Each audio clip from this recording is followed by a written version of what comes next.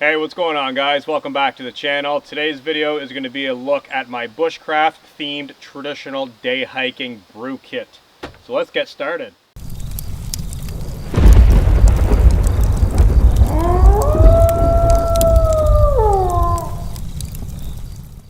Alright, so getting started, let's talk about the bag itself. This is a tactical style shoulder bag. It is not it's not a backpack. So I didn't want to have a backpack for a brew kit for day hikes because I wanted something on my side so I can pull it over, unzip it, grab things from inside, or put things inside of it while I'm on the trail without stopping and having to take it off and all that nonsense. So this is from Winnex or Rothco. I can't remember. I purchased this a number of years ago and I finally found a use for it. It is a tactical style bag, so it has MOLLE on one side, which is very useful for hanging things on the outside. On the other side, it does have these two buckles with straps. Now these are actually designed to roll this bag up very small. So if there's nothing inside of the bag, you can actually roll the bag up so it's about that round. And then you can take these straps all the way around the bag and click it and then MOLLE this to a backpack. So I actually reversed the buckle on this, so now if I have a little rain fly or a tarp or a ground sheet that I want to bring with me, I can essentially put it on the outside and click it down and carry a wet poncho or a wet tarp on the outside of the kit, keeping everything inside dry and secure. And then the last bit of the outside of the pack is obviously the shoulder strap. This is fully removable and adjustable. I could take it off if I wish and basically use it however I want to. So that's the outside of the bag. Let me get everything out of the bag. I want to lay it all out on the tailgate here and we'll go through one item at a time. Alright guys, so coming inside of the bag right off the top, you guys can kind of see what I've got going on in here. I'll just move some of these items out of the way so you can see the fit, how things fit in here. There is a ton of room to add items or take items out. And this being a day hiking bag, I didn't want it to be overly complicated and overstuffed with redundant items. Alright, so item number one has got to be a pair of leather gloves. These are well used anytime I'm dealing with hot fire or hot pots and pans, wood stoves, saws, knives. These are always there if I need them, and typically I only use them when I'm cooking with hot stuff. I don't usually use them too much when I'm cutting, but they are definitely a must, and I think everyone should have a good pair of leather gloves in their bag. So that's item number one. Item number two is a bottle of methyl hydrate. So in this kit I have an option for a wood stove. I also have an option for a alcohol stove. Now, the wood stove is not in there right now. That's more of a side option, but we will talk about that in a little bit. Inside of the bag right now is an alcohol stove. So I do have a tiny little glue bottle that I filled up with methyl hydrate. That is my fuel source. It is 8 ounces in size.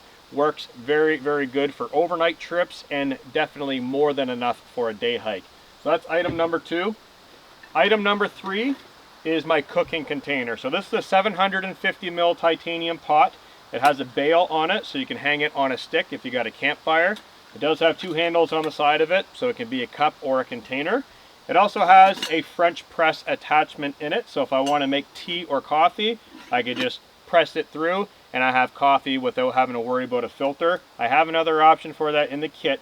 I just want to mention that because I can remove this and put on another 750 ml lid and not bring the French press if I don't need it on that particular trip. But this being a brew kit, we got to have the French press, right? So that's my main container, 750 ml. This is from Best Argot Titanium, by the way, if anyone's wondering where I got that. Item number, where are we at? Number four. So this is my bean grinder. So this is my coffee bean grinder and handle. This thing goes with me pretty much on every trip now. It's a generic grinder. It does have a ceramic grind head though. So if you're going to be looking for a hand grinder, make sure it's ceramic and not plastic. It'll last a lot longer. This is fully adjustable. It's a no-name I found on Amazon for like $9. It works tremendously well. The handle's removable, just slides on there and you can grind away. It's a brew kit, so we've got to have the means to make good coffee. So that's my hand grinder. Down in the bottom here is the alcohol stove. So this is a titanium burner from Boundless Voyage. It has markings on the inside 1 ounce and 2 ounce. On the other side it has markings for 30 mil and 60 mil. And of course you can fill it up much higher than that, but that is a very, very nice titanium stove for alcohol. I find myself using this a lot lately. and it's super small, very effective. So that's the alcohol choice of stove that I have in the kit. Moving on to my cup and coffee. So let's start with a little bag of coffee. This is a leather gathered sack that I made many years ago with some jute twine on it. It has a little wooden kind of or metal toggle on there. And then inside is, of course, coffee bean. So this is a sack full of coffee beans, more traditional style rather than bringing a container or a bag. So that's all coffee bean right there, ready to be ground and put into the grinder and then made into coffee. My cup, I got a traditional Cooksa. So this is, I believe, a 400 milliliter Cooksa. I did not make this. I did purchase it on Amazon. I believe it was $18 when I purchased it many years ago, and still going very strong. So that's my traditional style cup. Now we'll move into the wax canvas pouches that I made myself. Okay guys, so here I have 5 wax canvas pouches that I've made myself at home in a traditional style. So I'm going to go through one at a time, but I'm going to do it right here on the tailgate from this perspective because I think it'll add a lot of value for visual aspect, and it'll help a lot easier just to see what's going on here. So in the first pouch, I've made kind of an envelope style. It is wax canvas, studded, just like all the rest, and is bound with some jute twine. So if I open this pouch up, open up the top there, inside I have a titanium stove, which is actually made for little fuel tabs and alcohol stove, and I've also made it into a coffee filter in many of my videos. So this is an Expedition titanium flat packing alcohol stove, multi-use item. So slide that out of the way. We'll move on to the tool roll. So this is a tool roll that I made, again bound with jute twine. So we'll just open this up very quickly. And I'll show you guys what is inside of here, because this is kind of the main tool kit. So opening this up, I have a number of items inside of here. We'll start on this side. I have a fire steel. This is from Holtzman Gorilla, and I've actually attached the striker to that as well. So we've got the striker and the fire steel bound with jute twine, and I like tucking those down in there. In this pocket, I have a book of matches. So these are strike anywhere matches to help out with the alcohol stove. Here we have a little spoon that I actually carved on an overnighter. So this is very, very interesting coffee spoon. I wanted something shallow just for coffee beans. And again, with the jute twine, I love using jute twine as cordage because it's also a fire making tool. In this area here, we have a small spatula that I made out of some hard oak. And this is basically for cooking, for making eggs, doing fish, chicken, whatever I got going on inside of a frying pan. That works really well. In this last compartment here, I made myself a forever match out of a titanium tube and jute twine. So I'm going to try and untuck this and unravel it.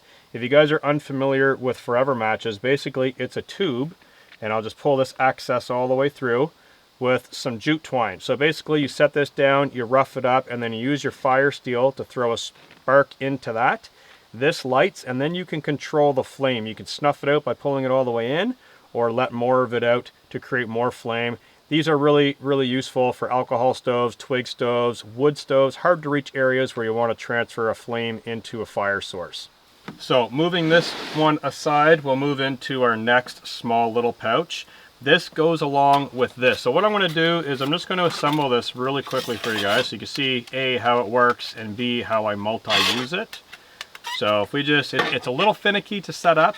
You have to align all these tabs perfectly, and it does snap together in this triangle fashion. So with it set like that, you can use the Boundless Voyage burner. It actually lines up with these slots, and it sits quite far down, so it does work as an alcohol stove holder. You can put solid fuel tablets inside of here, such as Esbit tablets, and this just locks down inside like that. So set that over here just for a second, and back to this pouch. Inside of here, I have paper coffee filters. So I've got about 10 coffee filters, and what I do is I actually open these filters up, and I can place them inside of here, turning this into a coffee dripper, which is why there's holes drilled in that little Esbit container down there. So this is a multi-use item. It's a stove, it's a windshield, it's a coffee filter. I use it for all kinds of things. So just wanted to show that real quick, but this is a coffee filter bag, and they just snap right in there just like that, nice and neat, very small. Got some brass snaps on there to make it more traditional feel. So that's a little pouch there. Moving on to probably the most complicated pouch that I've made.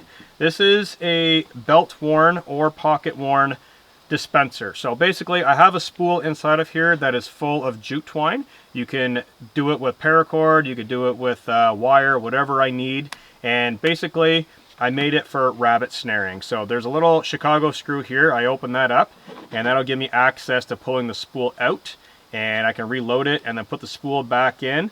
Basically I snap it shut, and I could wear it on my hip as a snare runner, so I could pull wire out of here as I'm hiking through the trail and cut off whatever I need. But I put jute twine in here to help out with hanging pots over the fire or making fire, just using this as tinder. Jute is very good if you happen to drop a piece in the woods. It is biodegradable. It's not like leaving paracord behind. So I like using jute twine for a lot of things. So that's what this little guy is. I don't always bring this, but it is in the kit today. And then moving on to the final pouch is a tiny little spice kit. I happen to have a little bit of tea in here. So I have 2 glass vials. One is a daytime tea, and then the other, I believe, is a chamomile tea for evenings, which helps me go to sleep a little bit better. So if I don't want coffee, I can make tea instead. And again, that just snaps shut with some brass snaps. So this is what is in the brew kit currently, and this is kind of what I've been finding myself taking a lot just on day hikes, looking for new locations, just out for a leisure walk. There is another piece to this. So if I do want to bring a twig stove or a little tiny wood stove instead of bringing the alcohol stove, if I want to use fuel that's readily available in the woods, pine cones, sticks, whatever, I do have a little twig stove in here. This is stainless steel. I also use this often with my alcohol stove, and I've shown that in many videos. So assembling this, it is a 4-piece setup. It does have a stand. I just set it down on the ground, drop that in there. The other piece is in here. It's an ash pan, so it is removable.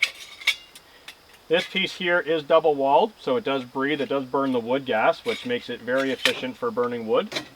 That sets on top just like that, and then the top ring has these fold out pot stands.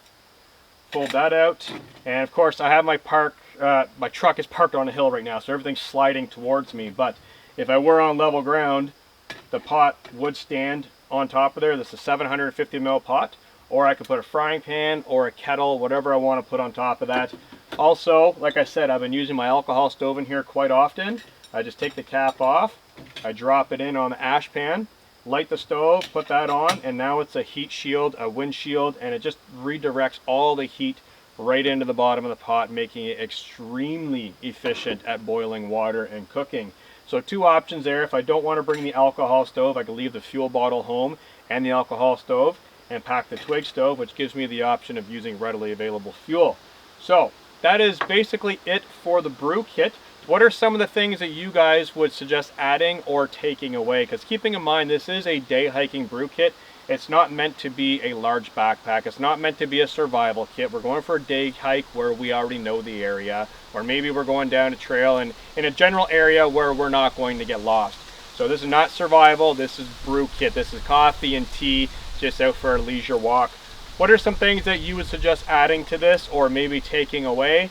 What do you guys think of the kit so far? This is basically what I've got put together so far, and I'm excited to hear what you guys think. So I promise you guys I'd make this video and show you what is inside of the kit, what I bring with me. Like I said, typically this is something that I'll bring while I'm scouting out new camping locations in the fall and the winter. I'll bring this kit right here with the addition of a tarp. I'll put the tarp on the outside if I find it's going to be raining, but I won't bring any kind of like tent or shelter or sleeping bag or anything like that. Like I said, just a hike. No survival included. So what do you guys think? Drop it down in the comments section and let me know. And thank you guys for watching. Peace out, and I'll catch you in the next video.